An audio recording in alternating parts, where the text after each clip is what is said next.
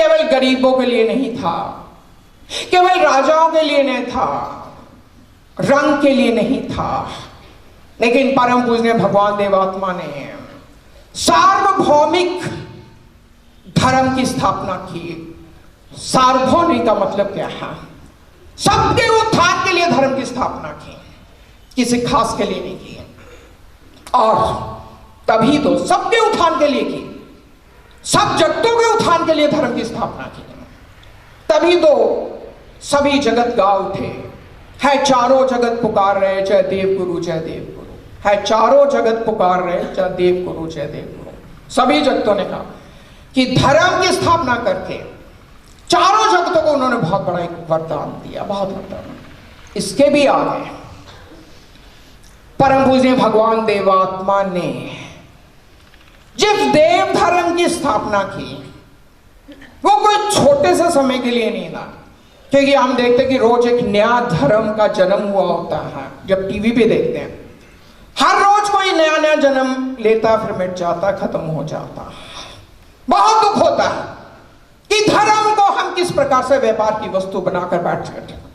इस समोसे खा लो, टिकिया खा लो, ये पानी पी लो, धार्मिक हो जाते। बहुत दुख होता है, बहुत दुख होता है, क्योंकि आज धर्म बाजार में बिकने लग गया है और हम लोग उसके खरीदार बन चुके हैं। जो लेना है धार्मिक दुकानों पे जाओ, ले लो, तथास्तु तथास्तु तथास्तु। लेकिन परम पूजनीय भगवान देवात्मा ने ऐसे धर्म की स्थापना की। परम पूजनीय भगवान देवात्मा का जो धर्म था वो 1 महीने का नहीं, कुछ समय का नहीं, सालों का नहीं, लेकिन परम पूजनीय भगवान देवात्मा ने जिस धर्म की स्थापना की वो हमेशा के लिए, हमेशा के लिए, हमेशा के लिए था। क्या सुंदर त्यागों के लक्ष्य, कि किन लक्ष्यों के द्वारा आज धर्म संबंधियों अगर हम बैठे हैं यहां परम पूजनीय भगवान देवात्मा के सानिध्य में, हम इतना जबरदस्त प्रसाद पा रहे हैं, किसके कारण? परम पूजनीय भगवान देवात्मा के त्यागों के कारण। आज यदि हम मोटे मोटे पापों से बच सके हैं, किसके कारण? परम पूजनीय भगवान देवात्मा के त्यागों के कारण। किन त्यागों के कारण? धर्म की स्थापना की। यदि हम आज परम पूजनीय भगवान देवात्मा के सानिध्य में आए, किसके कारण? परम पूजनीय भगवान देवात्मा के त्यागों। आज यदि हम देव शास्त्रों का पाठ करते हैं, पुस्तकें पढ़ते हैं, किसकी रोशनी के कारण? परम पूजनीय भगवान देवात्मा के त्यागों के कारण, त्यागों के कारण। आज यदि नारी शिक्षाएं भारतवर्ष में अपना नाम कमा रही, किसके कारण? नारी शिक्षा के लिए परम पूजनीय भगवान देवात्मा ने जो त्याग किए उसके कारण, उसके कारण जो कुछ हो रहा है उसके पीछे हम देखें परम पूजनीय भगवान देवात्मा ने जो कुछ हमें दिया, धर्म दिया, आत्मा का ज्ञान दिया, नीच गतियों से हमें निकाला, मोक्ष प्राप्ति की और हमें लेके गए, परलोक के बारे में बताया, मृत्यु के बारे में बताया। ये ज्ञान, इस ज्ञान को हमारे तक परम पूजनीय भगवान देवात्मा ने अपनी रोशनी में जब ये सब कुछ देखा और परम पूजनीय भगवान देवात्मा ने कहा कि जो ज्ञान मेरे पास है, सच ज्ञान, उसको मैंने जग के उपकार में बांटा। इसलिए धर्म संबंधी बहुत, जब मैं ये तैयार कर रही थी तो मुझे भी लगता है कि किसने सच्चे धर्म का ज्ञान दिया, सच्चे देवता के बारे में बताया, क्योंकि सच्चा धर्म, सच्चा ज्ञान वही है जो आपके जीवन में बदलाव लेके आता है। समझो कि गुरु भी सच्चा है, ज्ञान भी सच्चा है। और मुझे लगता है कि जितना मेरे जीवन में धर्म की दुनिया में बदलाव आया है, उसका मतलब क्या है? परम पूजनीय भगवान देवा के त्यागों की गाथा पढ़ पढ़ के आंखों में आंसू आ रहे थे, अश्रुधारा, बहुत ऊंची ऊंची रोने का दिल करता था कि हमें तो लगता है कि सीधा थाली में परोस कर हमें धर्म मिल गया। नहीं, जब मैंने 7 गाथाएं पढ़ी, दिल हिल गया, दिल हिल गया। और हर बाद में मुझे परम पूज्य भगवान देवात्मा के यहां बैठे बैठे जो कुछ भी हमारे पास है वो भगवान हमारा नहीं है, लेकिन जो त्याग के द्वारा आपने हमें दिया उसको ही हम लेकर आओ। इसलिए धर्म संबंधियों,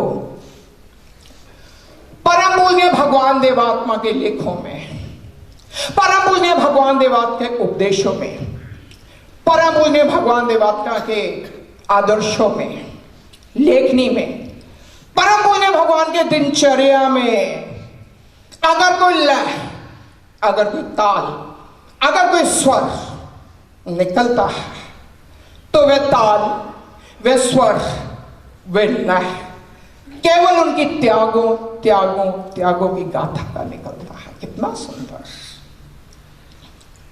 यह था मेरी सभा का पहला पाठ, जिसमें परम पूज्य भगवान देवात्मा के त्याग, लक्ष्य, उद्देश्य। अब प्रश्न एक और उत्पन्न होता है कि हमने ये देख लिया कि परम पूज्य भगवान देवात्मा ने बहुत महात्याग किए हैं, लेकिन अब प्रश्न ये उत्पन्न होता है कि अब हमें मालूम होना चाहिए कि किन किन चीजों का त्याग किया भगवान देवात्मा ने। ये अपना जीवन व्रत पूरा करने के लिए, सच्चे धर्म को हमारे तक पहुंचाने के लिए, मरती हुई आत्माओं को बाहर से निकालने के लिए, चारों जगतों को सामंजस्य, एकता, परम एकता लाने के लिए किन किन परम पूज्य भगवान देवात्मा ने किन किन त्याग, कौन कौन से त्याग किए।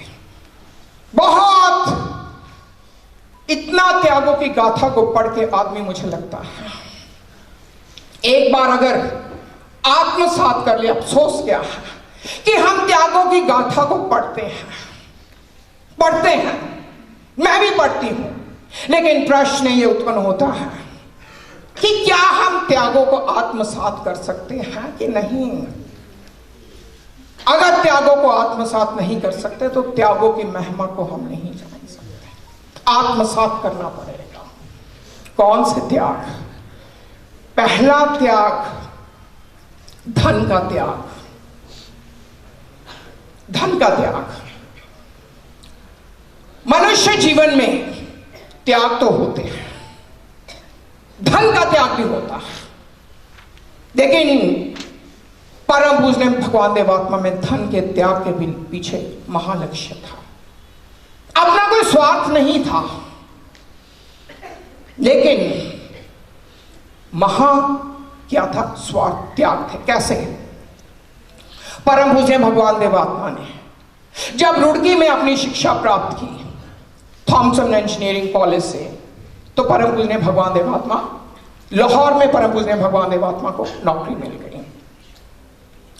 लेकिन परम पूज्य भगवान देवात्मा, अच्छी नौकरी मिली, सरकारी नौकरी मिली, लेकिन परम पूज्य भगवान देवात्मा बहुत दुखी रहते थे। क्यों? क्योंकि वहां रुड़की में परम पूज्य भगवान देवात्मा के श्रद्धेय गुरु जी थे, ऋषि जी, और जो ऋषि जी में अच्छे अच्छे गुण थे उनके सामने उन्होंने अपने बीच में अपनाए। इसलिए उनको लगता था गुरु के पास रहना, सानिध्य में रहकर मैं और भी अपनी जो मेरी जीवन शक्तियां हैं उनको और भी प्रफुल्लित करूं। इसलिए धन की परवाह ना करते हुए भगवान देवात्मा ने अपनी नौकरी छोड़कर, परम पूज्य, उन्होंने नौकरी छोड़कर रुड़की में अपने गुरु के सानिध्य में आ गए। नौकरी की परवाह नहीं की, धन की परवाह नहीं की, और वो अपने गुरु के सानिध्य में आ गए। लेकिन कुछ समय के बाद 32 वर्ष की भारी जवानी में गुरु जी की मृत्यु हो गई, और परम पूज्य भगवान देवात्मा को बहुत बेचैनी हुई, क्योंकि उन्होंने जो धन का त्याग किया था गुरु के कारण किया था। नौकरी के थोड़े पैसे में गुरु के, अब उन्हें वहां का बहुत बेचैनी होने लगी। तो उन्होंने सोचा कि मैं अब यहां से लाहौर जाता हूं और वहां अपनी देव शक्तियों का मैं पूरी उन्नत उसमें करता हूं, विकास। परम पूज्य भगवान देवात्मा ने रुड़की में से नौकरी छोड़कर लाहौर में आ गए और कम पैसों को एक्सेप्ट किया, क्योंकि हम जब भी, मैं देखती हूं जब भी होता है कि पैसा पैसा पैसा, जब भी हमारे जीवन में अगर मैं देखती कि 1,000 रुपया भी कहीं ज्यादा, हम एकदम नौकरी छोड़ देते। क्यों? कि मैडम वहां 1,000 रुपया ज्यादा मिल रहा है। लेकिन गुरु के त्यागों की महिमा आगे देखो। उसके बाद परम पूज्य भगवान देवात्मा के जो आदरणीय श्रद्धा के योग्य पिताजी थे, एक महान जमींदार थे, बहुत जमीन थी, पैसा था। लेकिन परम पूज्य भगवान देवात्मा को कभी प्रलोभन, जब परम पूज्य भगवान देवात्मा लाहौर नौकरी करते थे तो अपने श्रद्धेय पिताजी को अपनी नौकरी में से कुछ ना कुछ श्रद्धा के रूप में भेंट करते थे।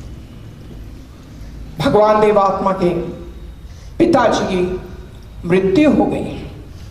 अगेन धन का कोई प्रलोभन नहीं, कोई प्रलोभन नहीं।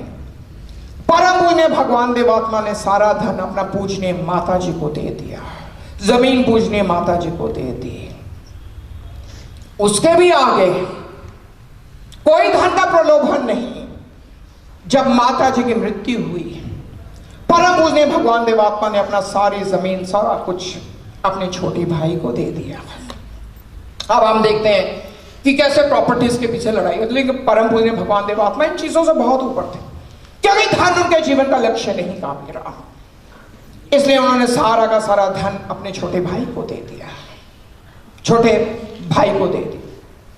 और उसके भी आगे अपने छोटे भाई को भी अपनी सैलरी में से कुछ ना कुछ देते थे। उससे भी आगे चलते हैं, परम पूज्य भगवान देवात्मा के जब सेवक उनको कुछ उपहार के रूप में कुछ देना चाहते थे, पैसे के रूप में, परम पूज्य भगवान देवात्मा अगर जरूरत है तो एक्सेप्ट करते थे, नहीं तो नहीं एक्सेप्ट करते थे। उसके भी आगे जो आर्थिक रूप से कमजोर सामाजिक जन होते, वो देने की इच्छा रखते थे, लेकिन उनके पास पैसा नहीं होता था। गुरु के प्रति बहुत श्रद्धा होती थी, भगवान देवात्मा उनसे कुछ एक्सेप्ट नहीं करते थे। उससे भी आगे जब परम पूज्य भगवान देवात्मा ईश्वरवादी थे, तो तकरीबन 12,151 उन्होंने किताबें लिखी, जिसकी कीमत उस समय की बात कर 700 रुपया थी। लेकिन जब परम पूज्य भगवान देवात्मा को ईश्वर में विश्वास मिला, उन्होंने 700 रुपए के पीछे नहीं गए, लेकिन जो किताबें थी, लाहौर के मंदिर में 3 दिन तक अग्नि में प्रज्वलित होती रही। कोई धन का लालच नहीं, कोई कुछ नहीं, कोई कुछ नहीं। परम पूज्य भगवान देवात्मा के सपुत्र बहुत श्रद्धा करते थे गुरु की, अपने पिताजी की। वो जबरदस्ती पिताजी को पैसा देता था, लेकिन परम पूज्य भगवान देवात्मा ने कुछ समय तक पैसा लिया, फिर भी सारा पैसा। परम पूज्य भगवान देवात्मा कहते धन जीवन का लक्ष्य नहीं रहा, ना धन जीवन का लक्ष्य रहा ना, क्योंकि लक्ष्य तो सच्चे सुंदर जीवन का लक्ष्य, लक्ष्य तो मरती रूहों को बचाना है, लक्ष्य तो आत्मा का ज्ञान देना है, लक्ष्य तो चारों जगतों में मधुर में संबंध को बनाना। धन लक्ष्य कितना महान परम पूज्य भगवान देवात्मा का है। दूसरा, पुरानी बरादरी का त्याग। परम पूज्य भगवान देवात्मा एक उच्च कोटि के ब्राह्मण परिवार में उन्होंने जन्म लिया। उच्च कोटि है, कुछ ब्राह्मण, उसमें उन्होंने जन्म लिया। और मुझे भी लगता है कि मैं भी एक ब्राह्मण परिवार की हूं, कि मैं भी अपनी नानी जी को देखती थी, कितना छुआछूत थी वो बहुत।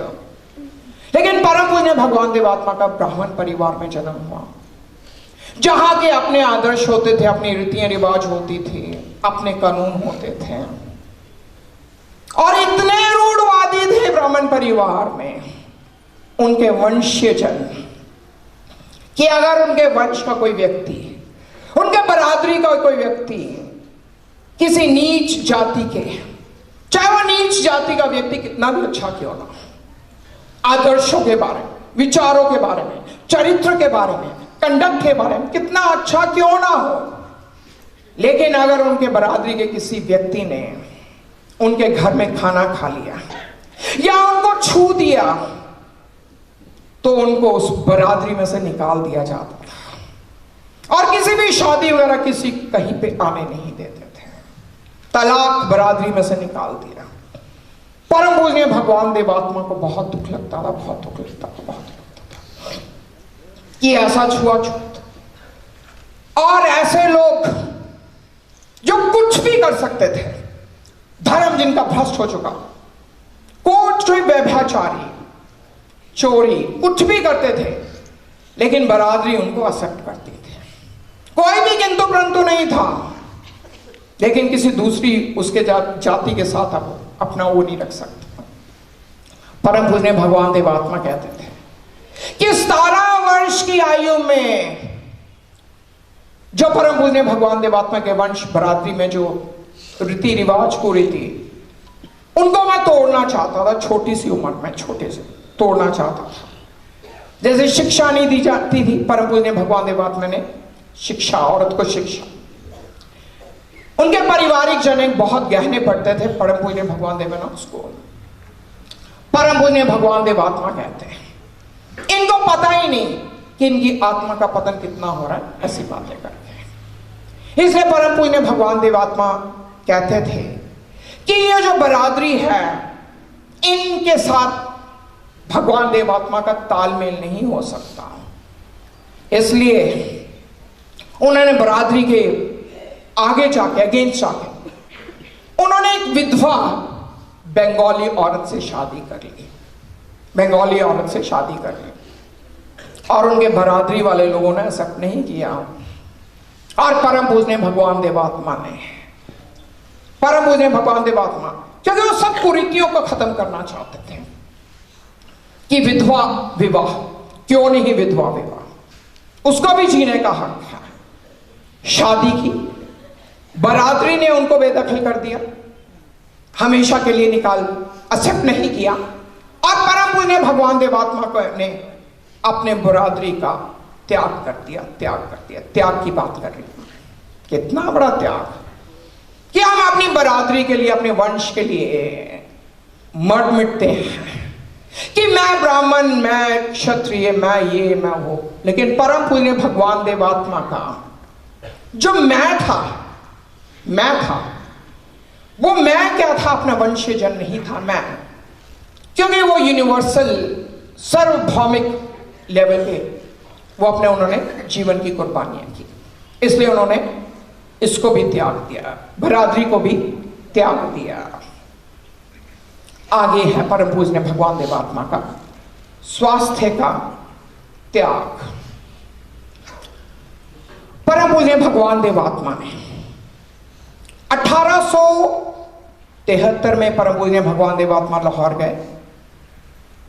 उन्होंने ब्रह्म समाज के बारे में उन्हें ज्ञात हुआ, ब्रह्म समाज के आदर्शों के बारे में उनको लगा कि इनके बड़े उच्च कोटि के आदर्श हैं।